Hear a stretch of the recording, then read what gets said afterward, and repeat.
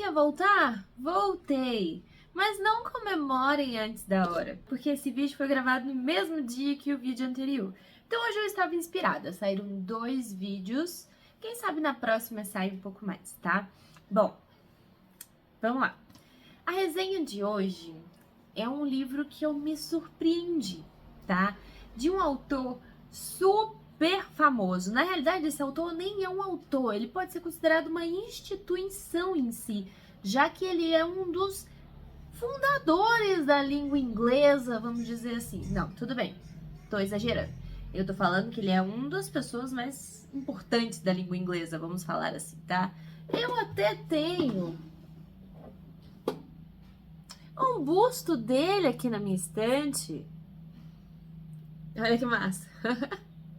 Estamos falando de A Tempestade de Shakespeare. Então, pega a vinheta e vamos lá.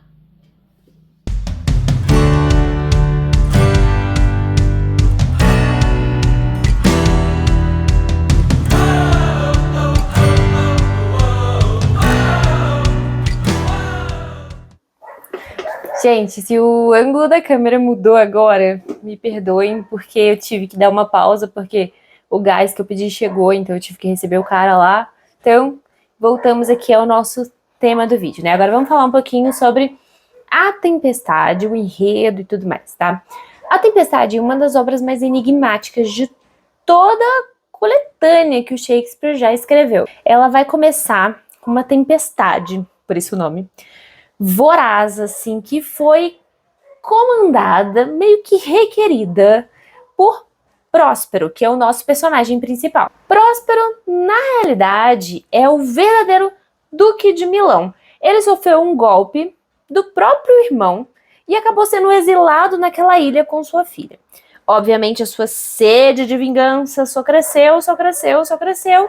E o que ele fez? Ele acabou arquitetando todo um plano para poder se vingar da sua própria família, né? E de todo mundo que deu esse virada de perna nele aí, né? Passou ele para trás. Então ele, depois que mudou para essa ilha, ele adquiriu alguns poderes especiais. Então a gente tem muito aqui de fantasia também. E convocou essa tempestade para que as pessoas que estavam naquele barco naufragassem e fossem parar naquela ilha. Mas é uma tempestade muito programada, porque ele não queria que ninguém morresse, ele só queria mesmo que o barco afundasse, as pessoas ficassem desesperadas e que cada um fosse parar em um lugar ali daquela ilha onde ele foi isolado. Toda a história vai se passar nessa ilha onde o Próspero ficou isolado com sua filha, que se chama Miranda, né? E apesar de vocês imaginarem que essa aqui é uma história de vingança, toda a narrativa toma um rumo totalmente inesperado, né? Na realidade, ele chega lá, ele prepara toda a vingança, ele tem a ajuda de um personagem que se chama Ariel, que vai ser como uma ninfa das águas, algo do tipo ali, que vai ajudar ele com essa tempestade e a controlar essas pessoas que acabaram parando ali na ilha. E a gente também tem a presença de um outro personagem que se chama Caliban. Caliban é o filho de uma bruxa que também foi isolada naquela ilha ali, mas essa bruxa acabou tendo esse filho meio que escravizando, tratando esse filho da pior forma possível. Próspero, quando é isolado nessa ilha, acaba ajudando a se livrar dessa bruxa Sycorax, e o Caliban acaba ficando meio refém ali dele, né? A gente tem no Caliban também uma grande crítica social do Shakespeare, já que a gente estava na época das grandes colonizações, né? O Caliban vai ser um personagem que vai ser colonizado e ele vai ser bem animalizado aqui na obra. É bem interessante a crítica que ele traz, né? Como que os homens chegam naquela ilha do mesmo jeito que o Próspero, dominam tudo, menosprezam os moradores de lá e sem se importar com nada disso. E aí mostra essa sede de vingança também do próprio Caliban em relação a Próspero, né? Então temos 2 sedes de vingança aqui.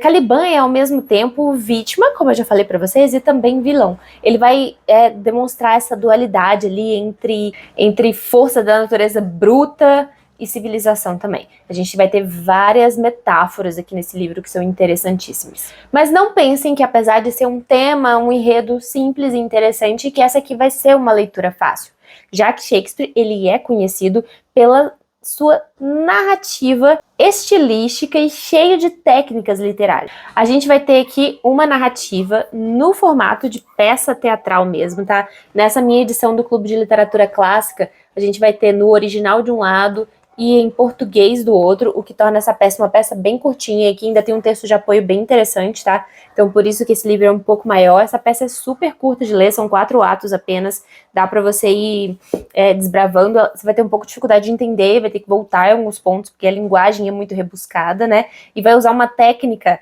que eu vou colar o nome, porque eu não conhecia, que se chama iâmbico pentâmetro.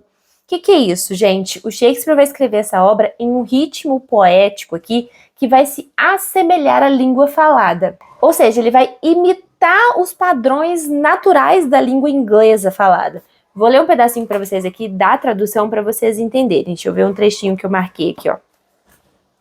Na praia eu me encontrava a lastimar-me pelo naufrágio de meu pai, o rei, quando por sobre as águas essa música chegou até mim, deixando serenada com o seu doce encanto a um tempo a fúria delas e a minha mágoa. Acompanhei-a até aqui, ou melhor, fui arrastado, mas já parou. Não, ei-la novamente. Tá entendendo? Em português, eu acho que não funciona tão bem quanto o inglês, né?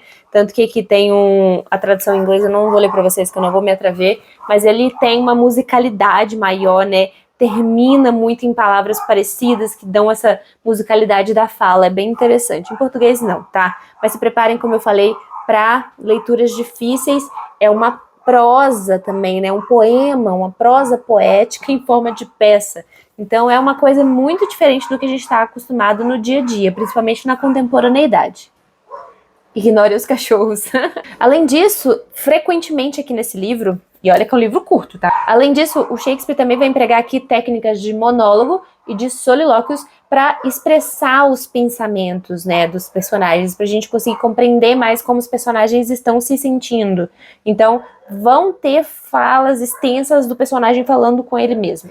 Shakespeare é um grande autor que usa sempre na sua obra uma chuva de metáforas e de simbolismo. A própria tempestade que dá nome ao livro e que já é o início da história, ela também vai representar um simbolismo das relações humanas, essa tempestade, né, que se inicia e tem fim com o sol que volta, né? Então é bem interessante como ele vai trazer muitas metáforas, muito simbolismo de várias coisas aqui, vários. Poderia estar milhões de exemplos por aqui para vocês, mas achei o da tempestade o mais interessante. A ilha aqui dentro do livro vai representar um microcosmos da sociedade em geral, tanto que a gente vai ter nesse pequeno ambiente aqui temas que são constantes na sociedade, são eles poder, justiça, traição, redenção.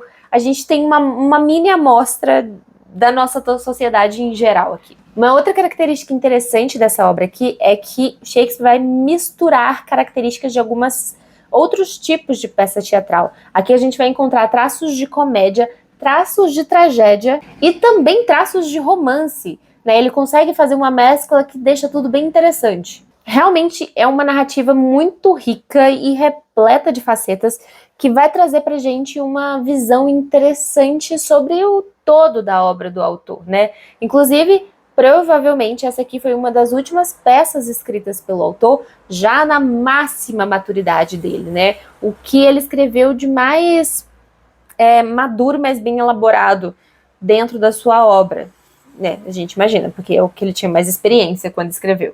Então, Ana, qual que é o gênero literário? Aqui a gente tem uma tragicomédia, tá? É uma tragédia com requintes de comédia, como eu já expliquei para vocês. Esse livro aqui é uma fusão perfeita entre questões socioeconômicas muito importantes, com aqueles momentos de alívio, de humor, sabe? E o final deixa um quentinho no coração também. Falando de gênero, a gente também não pode deixar de comentar que o autor aqui vai explorar bastante elementos sobrenaturais, já que a gente vai ter aqui magia, ninfas e por aí vai. A gente vai ter uma mistura bem interessante do real com o fantástico, tá? E é esse realismo mágico que torna essa obra tão diferente das outras, né? O que caracteriza isso? Por que ele fez um desvio tão grande na sua última obra escrita? Por que ele fez esse desvio tão incomum dentro de tudo o que ele escreveu, né? É interessante a gente pensar um pouquinho sobre isso, mas ele não vai estar aqui para contar pra gente o que isso vai significar. É isso, gente. Eu acho que ficou até um vídeo mais curtinho, porém de uma forma que traga um pouco de curiosidade para vocês lerem essa obra. Não tem como eu ficar falando muito sobre esse livro, contando muito o enredo além do que eu já contei, porque é uma obra curta. Vocês precisam ter o prazer da leitura, então é bem interessante vocês conseguirem captar a essência de tudo. E se vocês quiserem saber mais, se vocês quiserem destrinchar as páginas desse livro, essa aqui foi a leitura extra do Clube Doutores Leitores do mês de outubro, e eu destrinchei ato a ato desse livro lá na plataforma do nosso clube, que é a plataforma da Nutro, tá? Então, por mais que a gente já esteja novembro, dezembro, janeiro, fevereiro, sei lá que mês que você tá vendo esse vídeo, quem assinar o clube vai ter acesso aos conteúdos passados que estão lá presentes, então você consegue aproveitar esse conteúdo. Não vai ser ao vivo, mas vai ser no seu tempo, quando você puder, sem perder nada. É isso, pessoal. Beijos e até a próxima. Tchau!